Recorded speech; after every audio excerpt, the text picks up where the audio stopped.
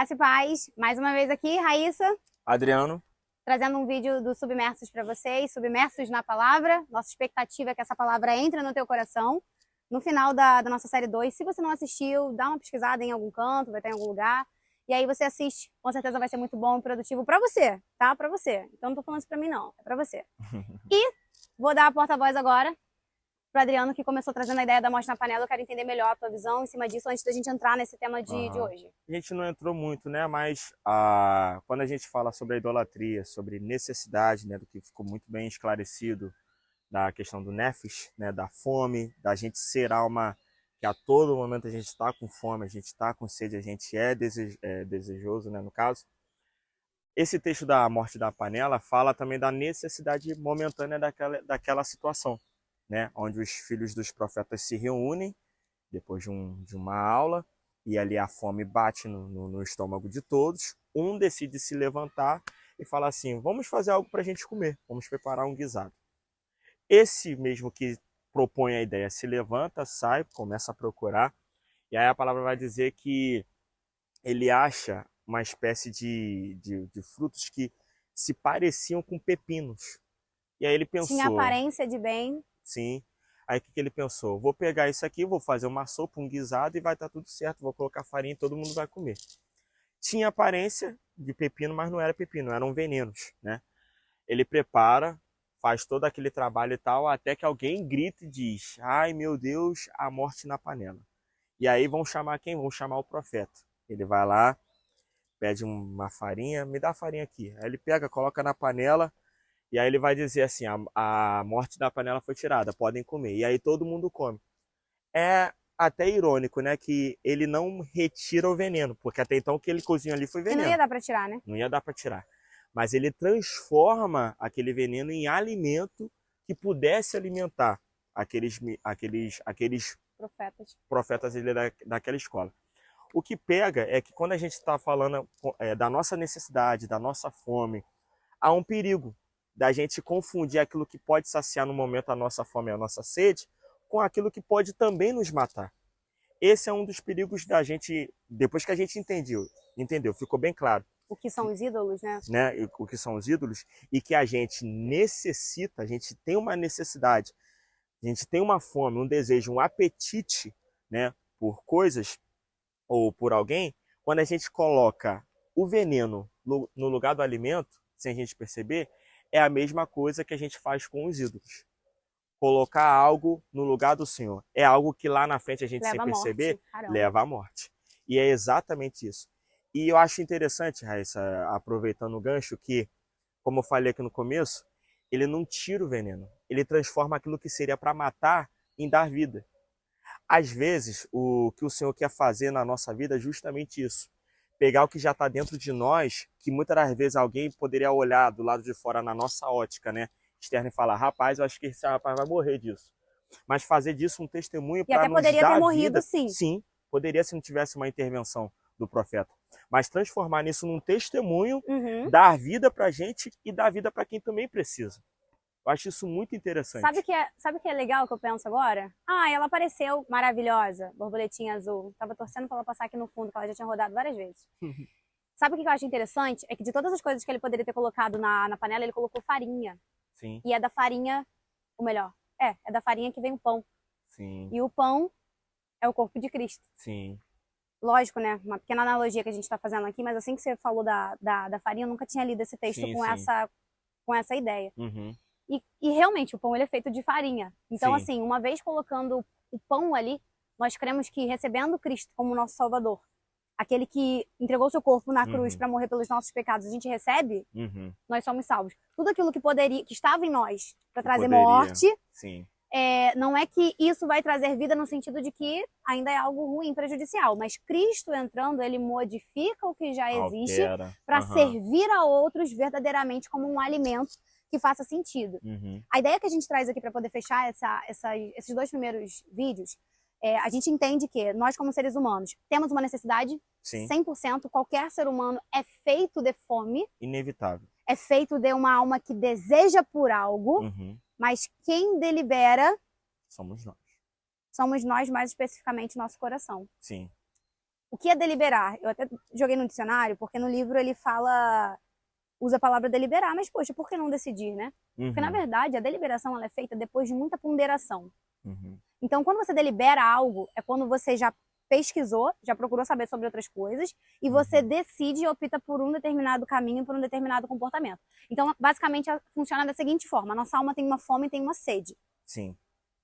Lá no princípio lindo do jardim, lá no início de Gênesis, nós temos a nossa fome sendo saciada 100% pelo Senhor, o pecado entra.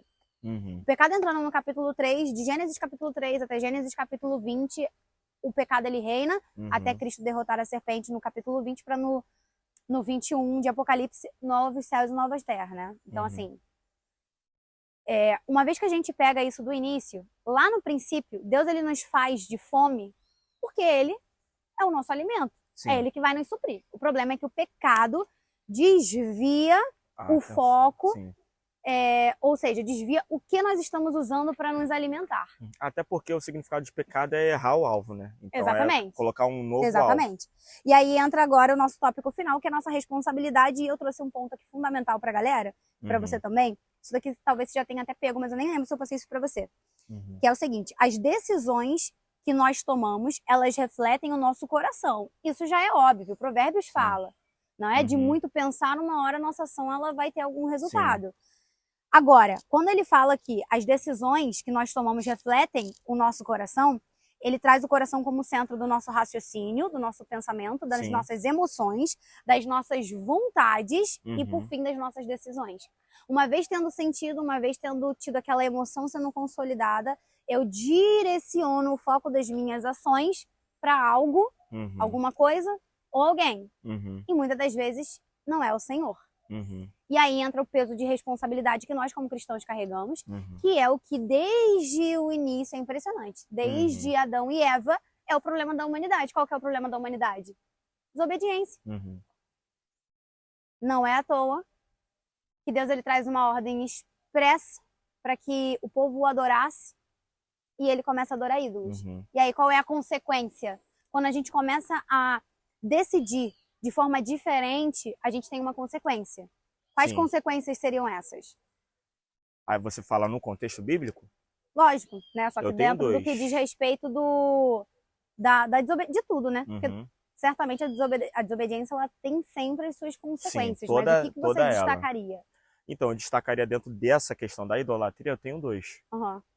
Que é a primeira delas, né? Quando o reino é dividido, né? O reino de Israel, que era uma promessa para Davi.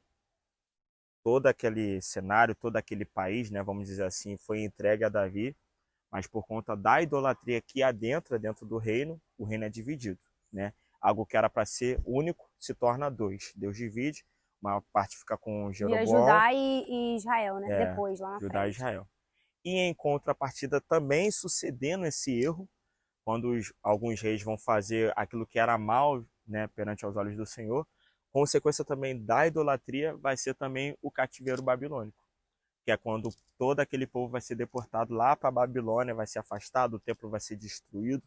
Ou seja, o primeiro foi a separação, é um reino que é dividido, um país que é dividido e tem consequências grandiosas, tanto na economia, no plantio, nas famílias, enfim. E depois a destruição total, que assim, é bizarro, né? Pensar que o quão destrutivo é colocar algo no lugar de Deus, sabe? O quão Deus permite que as consequências cheguem, né? No caso, no sentido agora de Israel, que chegou, né, essa destruição, só porque foi um povo que já sabia o manual, já sabia como adorar, já sabia todo o esquema, né, vamos dizer assim, mas que por um momento achou que os deuses daquela época, as situações, seriam mais favoráveis do que o próprio Senhor.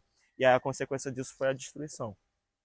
Acho que assim, trazendo agora para a nossa realidade, tirando desse contexto histórico e trazendo para a nossa vida, é lógico, ficou esclarecido que toda desobediência ela tem uma consequência. Mas ficou bem claro também, dentro desses dois exemplos, o que acontece conosco em relação ao Senhor. É a nossa separação dele, como aconteceu com Israel, que se tornou Israel e Judá, Reino do Norte e Reino do Sul, e também, no final de tudo, a consequência é a nossa destruição. É totalmente a nossa morte espiritual. E alguém que se separa do Senhor, essa é a consequência.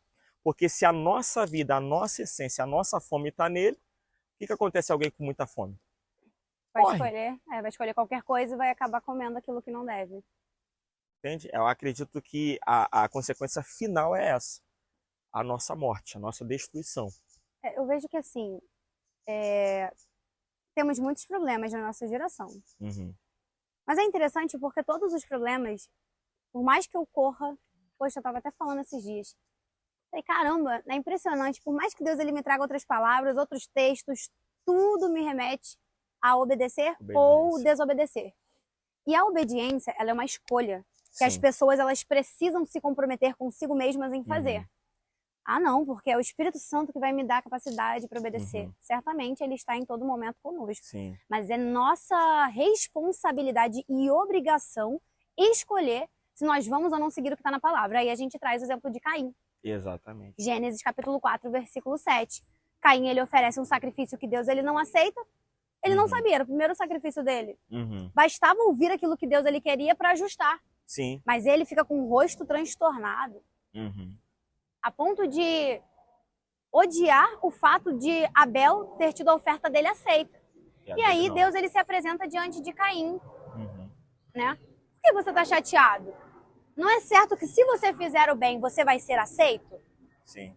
Mas saiba que o pecado está à sua porta. O seu desejo, olha que forte, o seu desejo de ceder ao pecado, o seu desejo será contra ti, imagem e semelhança de Deus. Ou seja, o seu desejo pelo pecado vai ser contra a sua essência natural de depender de Deus. Cabe a ti dominá-lo. Aconteceu uma situação onde Caim se sente extremamente tentado a pecar, independente do motivo que tenha sido. O pecado já é à nossa porta todos os dias.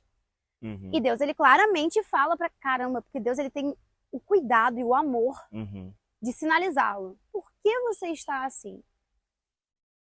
Apenas basta você fazer o bem. Agora, o pecado está na tua porta. O seu desejo para ceder ao pecado vai ser contra ti. Cabe a você dominar.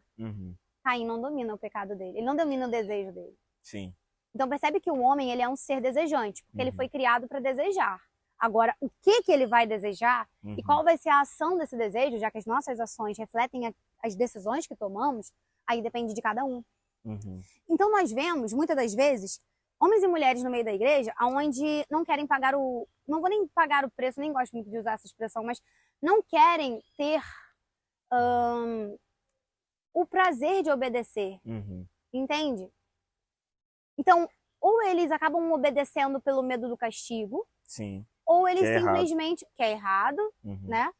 Ou eles simplesmente... Ou eles obedecem por amor, ou eles simplesmente não obedecem. E é uma estupidez, cara, que eu fico às vezes sem paciência. Porque, realmente, é muito difícil, sim, a gente se renunciar, mas é que os frutos dessa obediência são tão bons. É uma estupidez muito grande uma pessoa achar que ela sozinha consegue escolher o que é melhor para ela. Deus, ele que é grande em força, em presença, em potência, enfim, sabe de tudo. Ele sabe exatamente o que é melhor. Cabe a nós querermos ouvir e decidir. Aí entra até um exemplo que o pastor Luciano Subirá já usou uma vez, eu acho muito bom esse exemplo, que é o seguinte. É a ideia de uma pessoa que vai pular de paraquedas. Ela tem um paraquedas dela, principal, que é mais robusto, estruturado, mas ela tem um paraquedas de emergência. Deu qualquer problema com aquele paraquedas, ele usa o de emergência. Isso aí. Ah, mas por que o pessoal se preocupa em pular, já que sabe que se der ruim no primeiro, tem um segundo para salvar? Porque o segundo não é tão bom. E aí ele até conversa com uma pessoa que voa, faz esses saltos de paraquedas, e ele falou, porque na verdade ele é só para você não morrer, mas ele não é um paraquedas bom para usar. Então assim, se você precisar usar o de emergência, você não morre, mas não é o ideal, o melhor é o outro, não é confortável. E aí o que ele fala? Que a obediência ao Senhor, ela pode ser por amor ou por temor. O amor é o paraquedas principal. Todos deveriam obedecer por amor. Mas se a tua carne tá gritando muito e você não tá conseguindo mais ver alternativa, se não suprir o seu desejo, a ponto de que nem o teu amor por Deus está conseguindo te ajudar a impedir de tomar aquela decisão, de cair naquele pecado, então você se agarra no temor a Deus. Porque certamente você vai ser destruído se você desobedecer.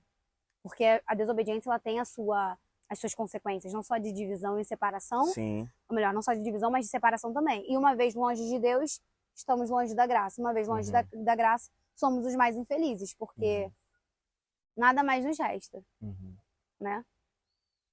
Enfim, então, eu gosto de trazer sempre esse ponto de Caim, porque, de fato, a gente às vezes joga muito essa responsabilidade para nossa carne, né? Sim. Pior coisa que podemos fazer. Acredito que, assim, o nosso estômago, vamos dizer assim, nesse contexto de fome, ele se acostuma muito com um certo tipo de hábito alimentar que a gente tem. Costume também. Se você pegar uma pessoa, por exemplo, que começou comendo salada por, sei lá, por dieta, por foco ou por alternativa, mas aí, à medida que o tempo vai passando, ela começa a adquirir prazer por aquilo ali, começa a fazer algumas receitas novas, acrescenta um sal, acrescenta um tempero, acrescenta um azeite. Aquilo ali que era, no momento, num certo momento, uma obrigação, passa a se tornar algo prazeroso, porque à medida ali ela viu que não precisa ser somente dessa forma, ela consegue colocar um tempero, ela consegue incrementar com um azeite. Eu acredito que o evangelho é a mesma coisa, obedecer ao Senhor é da mesma maneira. Há um prazer, sabe? A gente quando não você pode... começa a praticar, né? Sim, há um prazer em obedecer à voz do Senhor. Há um prazer em você falar assim, caramba, olha, foi difícil, porque não é fácil, mas assim, glória a Deus que eu consegui. É que nem quando a pessoa, tipo assim, pagou fielmente as parcelas de uma casa. Nossa, foi doído, eu não saí, eu não pude comprar o que eu quis, eu não pude comer o que eu quis, eu não pude vestir a roupa que eu quis, mas eu conquistei. Eu conquistei a minha casa, eu tenho a minha casa. Eu acredito que obedecer ao Senhor e esse prazer é da mesma maneira. Uma vez que a gente pratica, isso vai aumentando, né? Até porque tudo isso vai se findar naquele grande dia. Todo o nosso choro, toda a nossa lágrima, tudo vai ser suprido. Porque é isso que a palavra fala, né? E naquele grande dia, ele vai secar toda a lágrima e, cara, toma aqui, essa é a Nova Jerusalém. Amém. Sabe? A nossa obediência tem que nos trazer um prazer que mesmo que a gente não esteja vendo o resultado agora, a gente sabe que ela vai se cumprir, vai se concretizar naquele grande dia. Até porque a gente crê que Deus ele é bom. Exatamente. E ele sabe de todas as coisas. Então, assim, e tudo que a gente... porque a gente não só desobedece quando a nossa carne aperta, mas até em momentos de desespero também. Às vezes a gente acredita que se a gente não tomar aquela tal atitude, naquele exato momento, naquela exata hora, a gente vai sucumbir. Gente, Davi matou o marido de... Então, assim... O desespero dele de resolver um problema...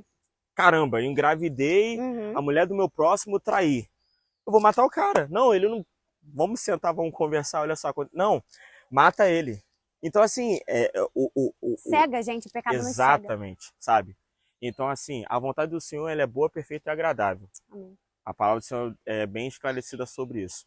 Se a gente entender que a gente pode doutrinar, e isso que é importante, doutrinar a nossa fome em Deus, à medida que o tempo vai passando, a gente vai colocando isso de lado. As pessoas têm uma certa dificuldade em obedecer ao Senhor justamente por conta desse costume.